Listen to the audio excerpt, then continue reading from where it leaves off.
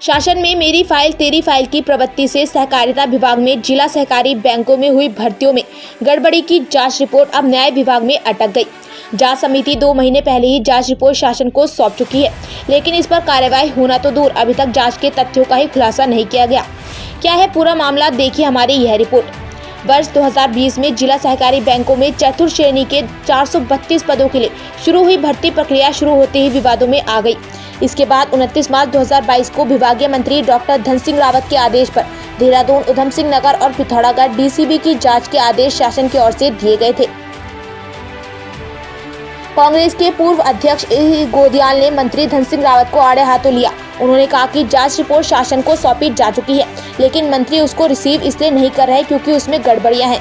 उन्होंने कहा कि विभागीय मंत्री पर कड़ी कार्रवाई होनी चाहिए।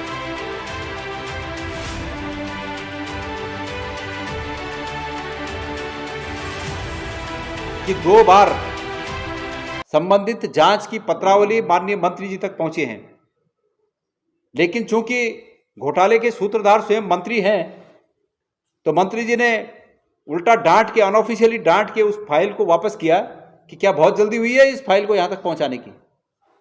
और अंततोगत्वा सचिव को उसमें यह लिखना पड़ा कि मंत्री जी क्षेत्र से बाहर होने के कारण ये पत्रावली अभी पेंडिंग कर दी जाती है।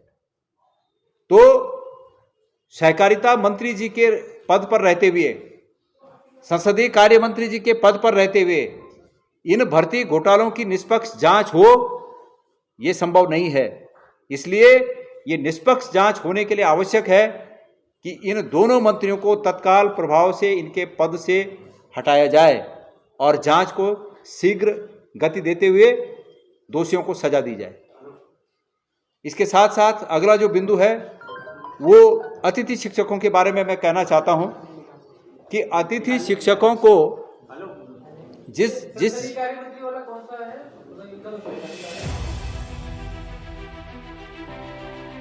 उधर मामले में विभागीय मंत्री धन सिंह रावत ने पूरे प्रकरण पर अपनी प्रतिक्रिया व्यक्त की है।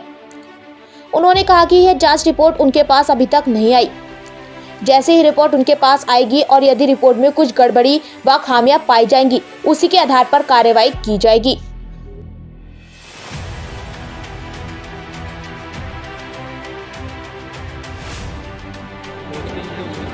देखिए, कोऑपरेटिव विभाग में जितनी भी नियुक्तियां होती हैं वो बोल्ड करता है, और जब मुझे पता चला कि भाई कुछ खामियां हैं उसमें, वैसे तो सबसे पारदर्शी नियुक्ति हमारे राज्य में होती है, तो हमने जांच के आदेश दिए हैं।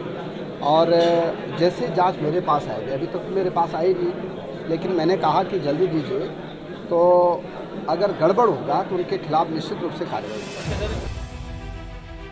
सूत्रों की माने तो जांच रिपोर्ट में स्पष्ट रूप से कूट रचना कर, अंकों में छेड़छाड़ कर चहेतों को फायदा पहुंचाने, शैक्षणिक गतिविधियों के नंबरों में खेल, फर्जी खेल, प्रमाण पत्रों के जरिए कुछ आवेदकों को लाभ पहुंचाने जैसी बातों का उल्लेख किया गया है।